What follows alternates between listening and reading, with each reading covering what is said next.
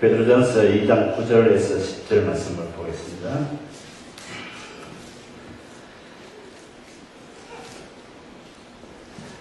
신약성경 378쪽 9쪽입니다.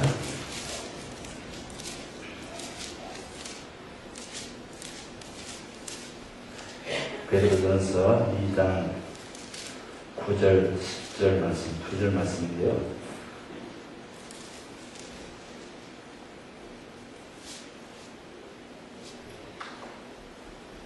같이 큰 목소리로 공부하겠습니다. 그러나 너희는 택하신 족속이요 왕같은 제사장들이요 거룩한 나라요 그의 소유가 된 백성이니 는 너희를 어두운 데서 불러오며 그의 기이한 빛에 들어가게 하신 뒤에 아름다운 떡을 선포하게 하려 하십니다.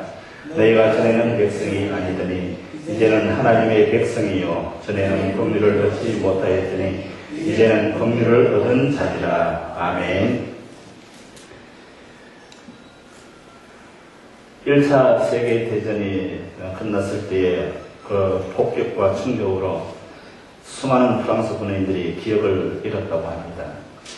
그들은 여러 가지 자료를 통해서 자신이 누구인지 알려고 했지만 오히려 더 혼란만 가져왔습니다. 그때 한 사람이 이 군인들이 가족들과 만날 수 있도록 파리에서 만남의 광장을 열자고 제안을 했습니다. 이 제안은 즉시 받아들여져서 프랑시스에게 공포했습니다. 그리고 집회가 열리던 날 파리 광장에는 수많은 사람들이 몰려왔습니다. 답답한 군인들은 한 사람씩 높은 단 위에 올라가서 이렇게 외칩니다. 제발 내가 누구인지 말씀해 주실 수 있는 분이 한 분이라도 계십니까? 내가 누구인지 알 수 있도록 말해 줄 수 있는 사람이 있습니까? 하고 외쳤다고 합니다. 자신이 누구인지 모르는 이 군인들은 얼마나 애가 타고 답답했겠습니까? 거기에 비하면 우리는 얼마나 행복한지 모릅니다. 왜냐하면 우리는 하나님을 아버지라 그렇게 부르면서 그분의 나라를 상속받은 그분의 자녀이기 때문입니다. 내가 하나님의 사랑받은 자녀라는 사실을 생각하고 또 생각해도 역시 놀라운 그런 사실입니다. 로마서 8장 14절 말씀에 보니까 무릇 하나님의 영으로 인도받은 그들은 곧 하나님의 아들이다. 하나님의 영으로 인도받은 우리가 하나님의 아들이라는 칭호를 얻었다는 것입니다. 안데르슨 동화 가운데서 미운 오리새끼라는 동화가 있습니다. 아마 여러분은 잘 아실 겁니다. 그 이야기의 주구로는 이렇습니다. 어쩌다 백조알 하나가 오리알과 함께 부화가 되었습니다. 엄마 오리나 다른 아기 오리들이 볼 때 생긴 것이나 또 하는 짓이나 마음에 드는 것이 없습니다. 너무나도 다릅니다. 다른 오리들은 꽥꽥꽥 하면서 울지만 이 오리는 삑삑거리기만 합니다. 걷는 모습도 엉덩이를 시룩거리면서 다른 오리들은 걸어가는데 이 오리는 삐거덕거리기만 합니다. 또 다른 오리들은 삐뚤삐뚤 하면서 걷는데 이 오리는 똑바로 걸으면서 정말 긴 다리를 그렇게 보이기도 합니다. 많은 걷는 모습도 그렇고 여러 가지 모습을 볼 때 다른 오리들이 눈살을 찌푸리고 미워하고 쪼아대기도 합니다. 때로는 뿌리를 쫓고 못 살게 봅니다. 엄마 오리도 걱정이 됩니다. 어쩌다가 이런 변종이 났을까? 어떻게 하다가 이렇게 생겼을까? 이 미운 아기 오리는 늘 자신이 미웠습니다. 나는 왜 이 모양인가? 왜 다른 형제들과 똑같이 그렇게 행동을 하지 못할까? 늘 걱정하면서 엄마와 또 많은 오리들에게 걱정을 끼쳤습니다. 형제들을 따라서 시궁창을 뒤져보지만 즐겁지가 않았습니다. 왠지 자꾸만 날개가 가렵고 좀 날개짓 하고 싶은 그런 마음만 일어났습니다. 그런 자기의 모습이 늘 미웠습니다. 행복하지 않았습니다. 그러던 어느 날 건질거리던 날개를 펴서 힘차게 날개짓을 해보았습니다. 하늘 위로 높이 올라 날아오르는 것이었습니다. 너무나 놀랐습니다. 물 위로 내려앉으면서 호수에 비친 자기의 모습을 보았습니다. 오리와 다른 우아한 백조 한 마리가 거기 보이는 것이었습니다. 그때서야 미운 아기 오리는 자신이 오리가 아니라 백조라는 사실을 알게 되었습니다. 자신이 오리들과 함께 사는 것이 왜 그렇게 어색하고 힘들었는지 그제서야 느낄 수가 있었습니다. 왜 그렇게 자주 날개죽듯이 근질거리는지 알게 되었습니다. 그런 날개를 한껏 펴고 성공을 날아오릅니다. 그 후로 미운 알개 오리는 더 이상 오리처럼 살지 않고 백조처럼 살았다는 그런 이야기입니다. 오늘 본문을 보면 이렇게 말씀합니다. 오직 너희는 택하신 족속이요 왕같은 제사장이요 거룩한 나라여 그리에 소유된 백성이라 그렇게 말씀을 합니다. 한마디로 말하면 우리 그리스도인들은 백조처럼 고상하고 멋진 존재라는 말입니다. 그런데 정말 많은 그리스도인들이 백조처럼 살아가는 것이 아니라 오리처럼 살아가는 그런 모습을 보게 됩니다. 오리 흉내를 내면서 오리처럼 살려고 몸부림칩니다. 오리들에게 인정받고 칭찬받으려고 땀을 흘리면서 살아가고 있습니다. 그렇다고 철저하게 오리가 될 수는 없습니다. 이미 그 안에는 백조의 모습이 자리 잡고 있기 때문에 오리가 될 수 없음에도 불구하고 우리 믿는 사람들이 오리처럼 살려고 하는 그런 모습을 보게 됩니다.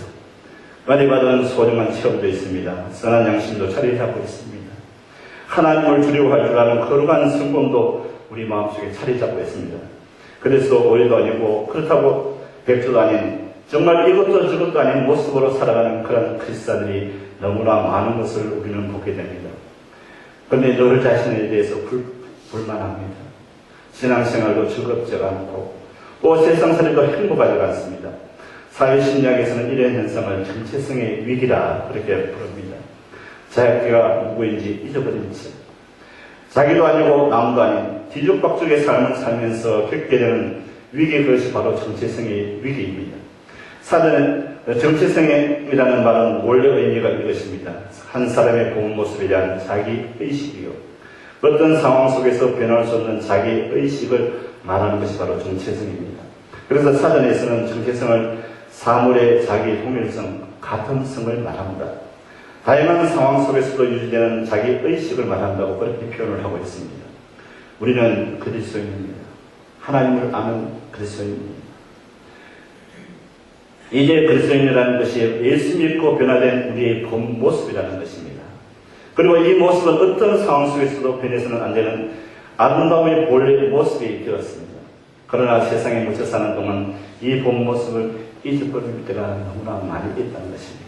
그리스도인다운 삶을 살아가지 못하고 오리처럼 살려고 하는 그런 모습을 우리는 찾아보게 됩니다. 또 우리 자신들을 정말 망각하거나 착각해버리고 살아갈 때가 너무나 많습니다. 우리 마음속에는, 우리 속에는 백조인데 오리인 줄 알고 오리처럼 살아가려고 발버둥치는 그런 우리의 모습이 아닌가 다시 한번 생각해 보아야 될 줄 압니다. 그러다 끝내 자기의 본 모습마저 잃어버리는 그런 사람들도 있습니다. 바로 이것이 신앙의 정체성의 위기입니다. 이것이 대부분의 그리스도인들에게서 발견할 수 있는 불행의 근본 원인이기도 합니다. 이 정체성의 위기 때문에 신앙생활도 힘이 없습니다. 그렇다고 세상 살아도 잘 풀리는 것도 아닙니다. 뭔가 찜찜하고 사는 것이 즐겁지가 않습니다. 그러면 왜 이렇게 정체성의 위기를 겪게 되는 것일까 하는 것입니다. 본문 베드로는 전서를 쓰게 된 동기에서 그 답을 찾을 수가 있습니다. 본문 베드로 전서는 베드로가 로마에서 순교 직전에 쓴 편지입니다. 1장 1절에 보면 본도, 갈라디아, 갑바도기아, 아시아와 비두니아에 흩어진 나그네에게라고 그렇게 기록을 하고 있습니다. 그러니까 디아스포라로 이스라엘 땅을 떠나서 이방 땅, 특히 소아시아 지방에 살고 있던 유대계 그리스도인들에게 쓴 편지입니다. 우리가 잘 아는 것처럼 유대계 그리스도인들은 이스라엘 땅에서 박해를 받았습니다. 너무나 많은 핍박을 받았습니다. 그래서 이방 땅으로 피난온 사람들이었습니다. 하나님을 잘 믿기 위해서, 예수님을 섬기기 위해서, 예수님을 따르기 위해서 이방 나라로 피난 왔음에도 불구하고 그곳에서 더 큰 박해를 받는 그런 상황에 처해 있습니다. 그런데 이 편지를 쓸 때 보면은 로마 전역에 너무나도 가혹한 박해가 있었습니다. 네로 황제의 박해가 일어나 승리자가 속출했던 그런 시기였습니다. 박해를 피해서 이 먼 데까지 와서 살고 있는데 더 극심한 박해가 일어났습니다. 또다시 편안할 수도 없고 그렇게 해서 어디론가 떠날 수가 없었습니다. 그래서 이제 혹독한 어려움을 겪고 있었습니다. 그래서 수많은 사람들이, 수많은 배교자들이 나타나게 되었습니다. 예수님을 부인하고 예수님을 버리게 되는 그런 모습을 보게 됩니다. 이토록 혹독한 박해 상황이 많은 그리스도인들에게 정체성의 위기를 겪게끔 되었다는 것입니다. 자기가 그리스도인임을 드러냈다가는 당장에 해를 당하기 때문에, 또 내가 그리스도인이라고 말을 하거나 또 그렇게 행동을 하게 되면 심하게 순교까지 당하는 상황이기 때문에 거기서 그리스도인이라는 사실을 숨기는 사람들이 날마다 늘어나기 시작했습니다. 보다 적극적으로 자기가 그리스도인이 아니라고 부정하는 사람들이 늘어나기 시작했습니다. 그러면서도 은밀하게 예배드리기 위해서 예배에 참석합니다. 그러나 그 마음속에는 시원함이 없습니다. 거기에 정체성의 위기가 찾아오게 된 것입니다. 거기서 어려움을 겪게 됩니다. 오늘도 많지는 않지만 밖의 상황 가운데 있는 사람들이 있습니다. 자기가 그리스도인이라는 사실이 알려지면 불이익을 당하게 되는 경우가 있습니다. 그래서 그 밖의 상황 속에서 자기의 신분을 숨기고 자기가 크리스찬이라는 사실을 숨기고 다른 사람들과 똑같이 오리처럼 살아가려고 하는 그런 모습을 우리가 보게 된다는 것입니다. 그리스도인에서의 정체성의 위기 가운데 있는 그런 사람들이 너무나 많습니다. 그러나 오늘날의 박해와는 다른 차원이 도전이 물밀듯이 밀려오고 있습니다. 물질 만능주의, 쾌락주의, 종교다운주의 같은 이 시대의 혼탁한 주류가 우리의 믿음을 흔들고 있다는 것입니다. 잘못된 종교관, 잘못된 가치, 그리고 잘못된 인생관의 흐름 속에서 신앙을 올곧게 지켜낸다는 것은 정말 힘든 그런 시대입니다. 신앙생활을 한다는 것이 고리타분해 보이고 융통성이 없어 보이고 독신적이고 고집스럽게 보이고 하지 말라는 것도 많아서 현대적인 멋스러운 그런 것과는 상관은 동떨어진 것처럼 보입니다. 그래서 자기가 그리스도인이라는 사실을 숨기고 직장 생활을 하는 사람 또한 일터에서 일을 하는 사람들이 참 많이 보게 됩니다.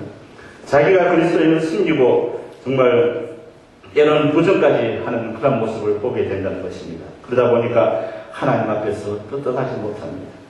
세상에서도 뭔가 침침합니다. 사는 것이 즐겁지 못하고 행복하지가 못합니다.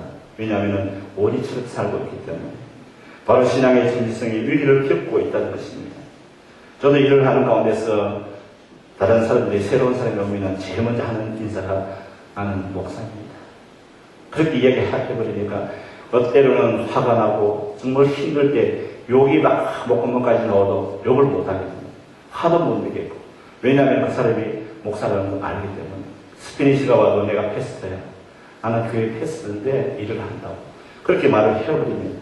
그러니까 어떤 때는 정말 화가 나고 막 씹어 던져버리고 싶고 정말 욕을 하고 싶고 어떤 때는 주먹질을 하고 싶은 그럴 때가 있습니다. 그럴 때도 참게 됩니다. 저 사람이 내가 목사인 줄 아는데 내가 크리스찬인 줄 아는데 그런 생각을 하게 되면 참을 수밖에 없는 그런 모습을 보게 됩니다. 성도 여러분, 우리는 백조 같은 존재입니다. 오리들 틈에서 자신을 부끄러워하지 마시기 바랍니다. 오리처럼 되려고 애쓰지 마시기 바랍니다. 당당하게 백조로 살아가는 우리 성도가 되었으면 합니다. 이것이 본문을 통해서 오늘 하나님께서 오늘 우리에게 주시는 메시지라는 사실입니다. 그리스도인인 우리는 도대체 누구인가 하는 것입니다. 우리의 정체성은 무엇입니까? 오늘 본문에서 네 가지로 정리해서 설명을 해주고 있습니다. 이 점을 우리 마음속에 깊이 새기기를 원합니다. 첫 번째는 택하신 족속입니다. 본문에서 베드로는 이사야 43장 20절을 인용해서 당시 박해 중에 있던 그리스도인들에게 너희는 택하신 족속이라 그렇게 선언하고 있습니다. 하나님께서 하나님의 백성으로 선택하신 사람이라는 것입니다.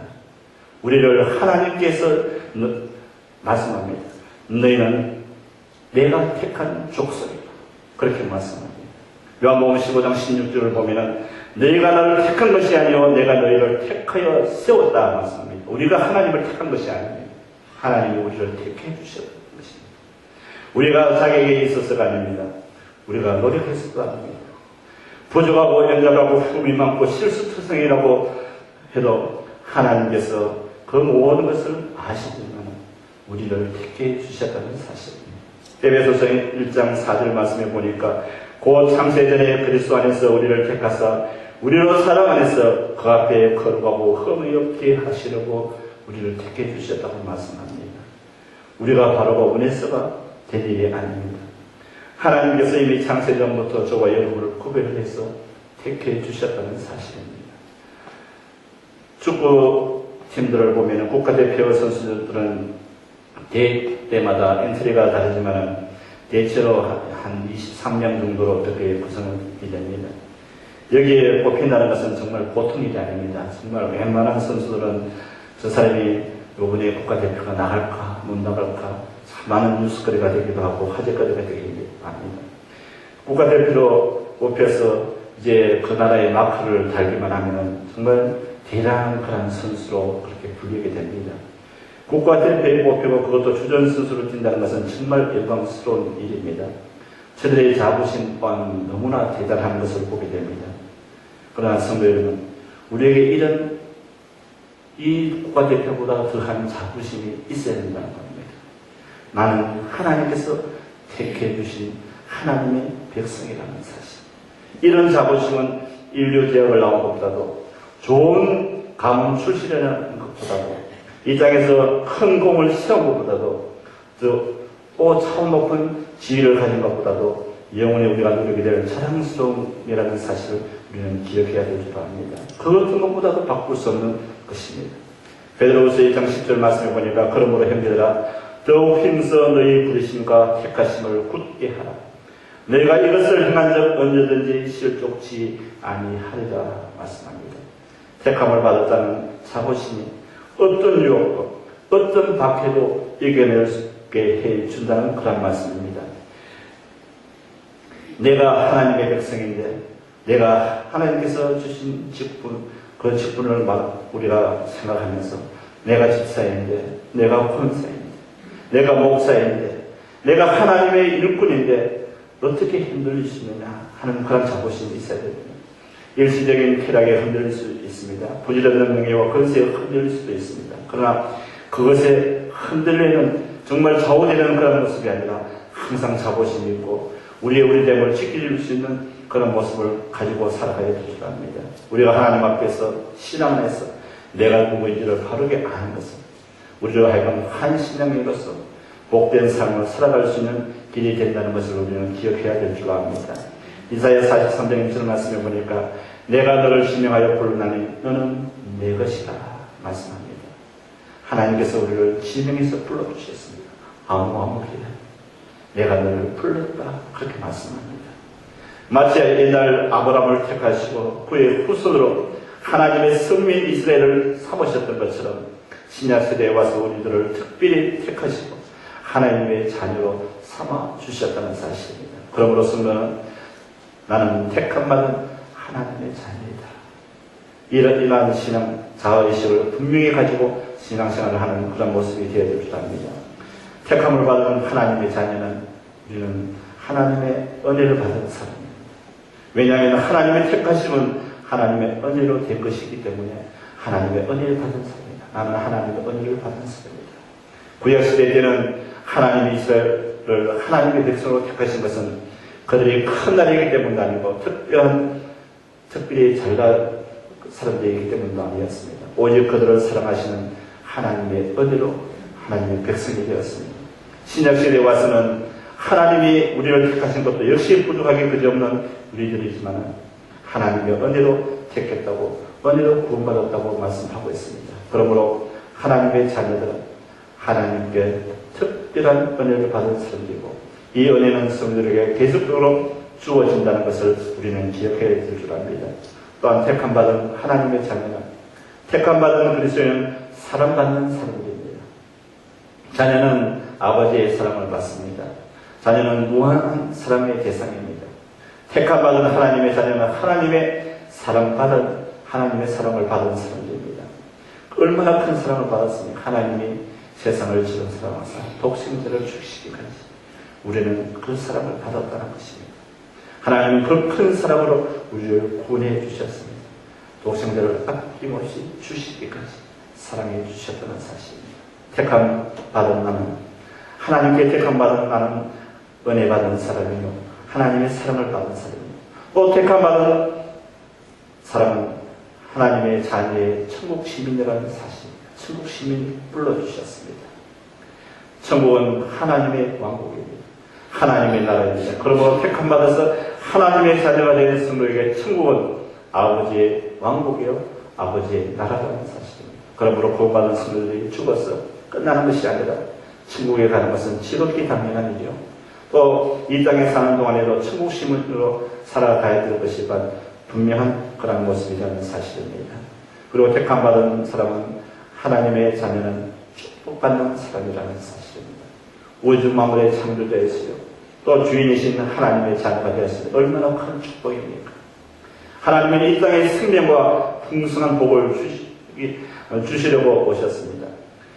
독생자까지 주신 하나님은 다른 것도 선물로 주십니다.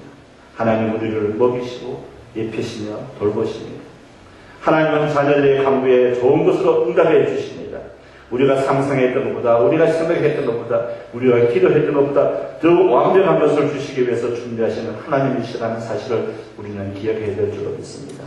그러므로 성도는 하나님의 자녀임을 깊이 잡아가고 자녀의 믿음을 가지고 살아가는 그런 성도가 되어야 될 줄 압니다.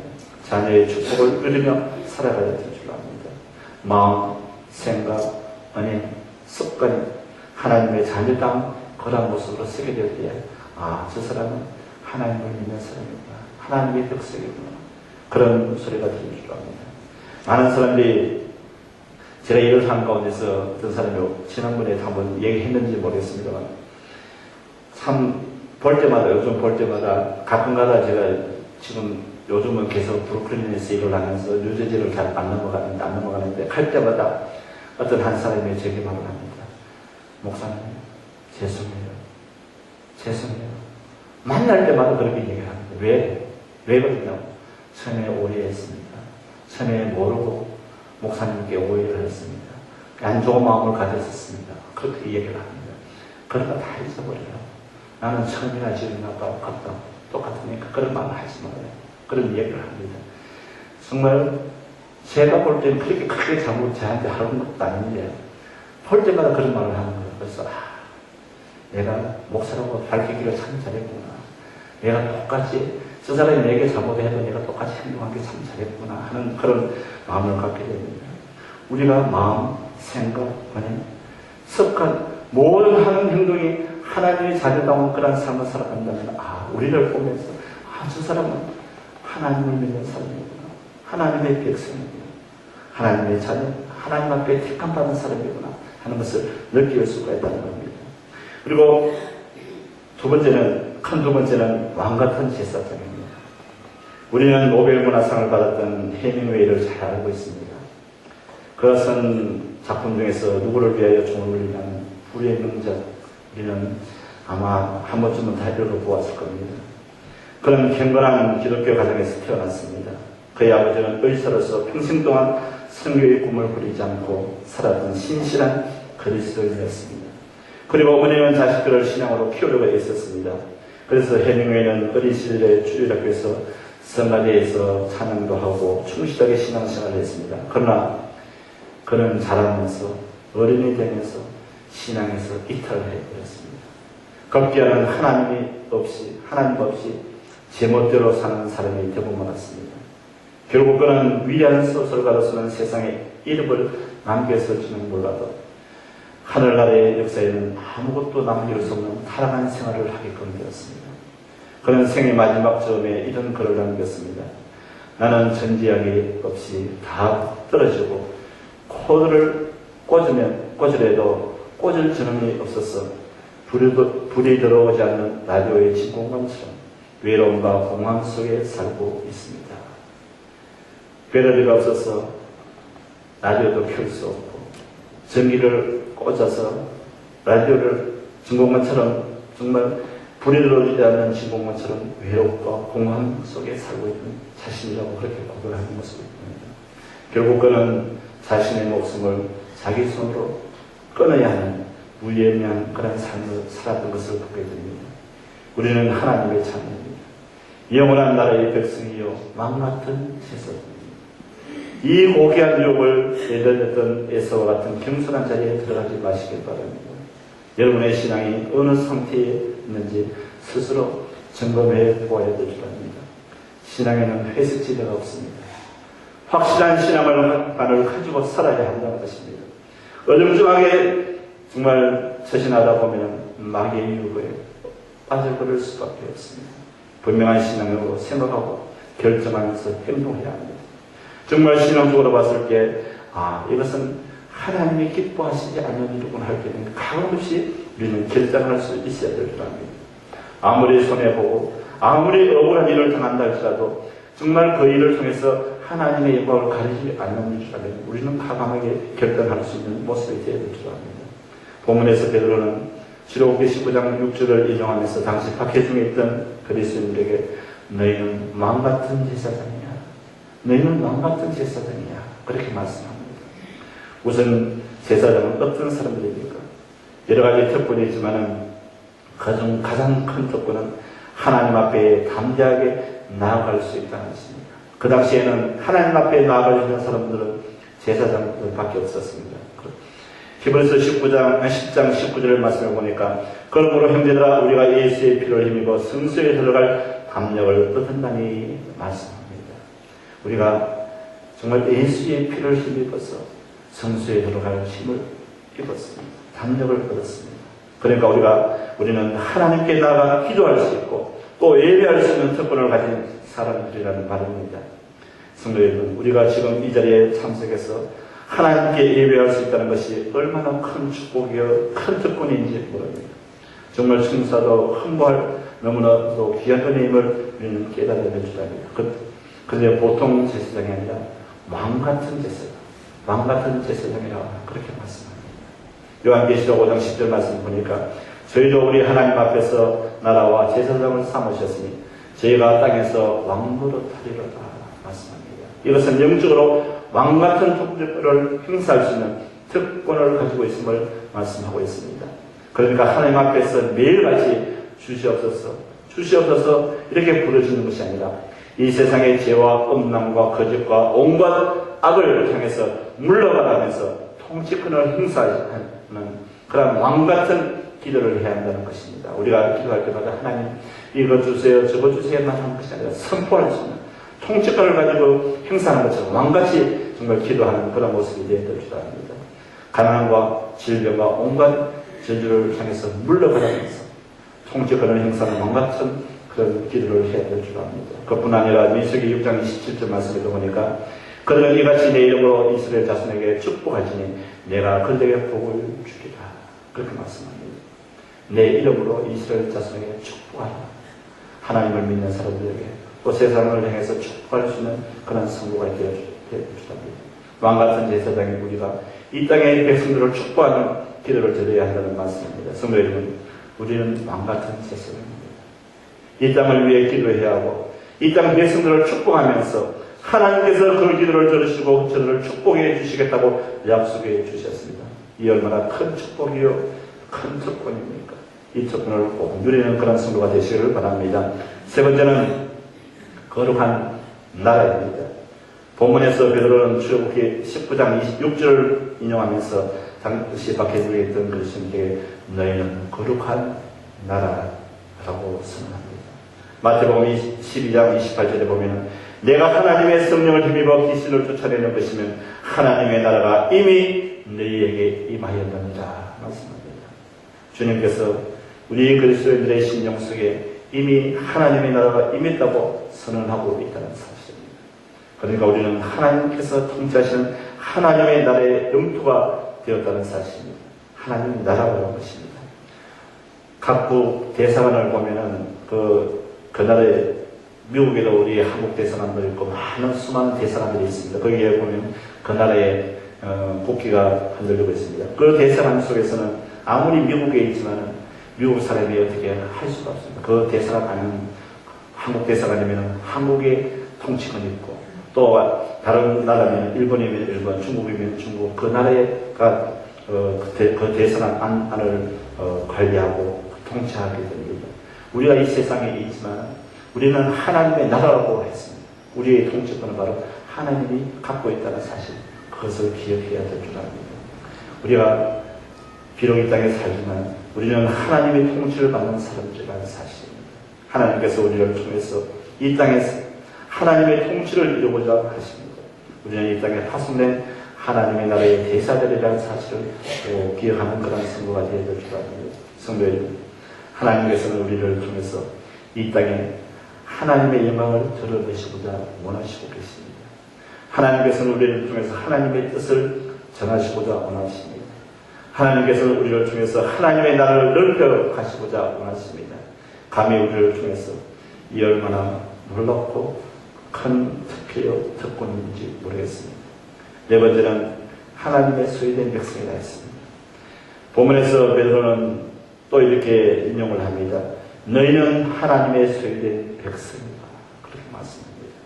이사야 43장 1절에 이렇게 말합니다. 야호와 너를 창조하신 여호와께서 이제 말씀하시느니라.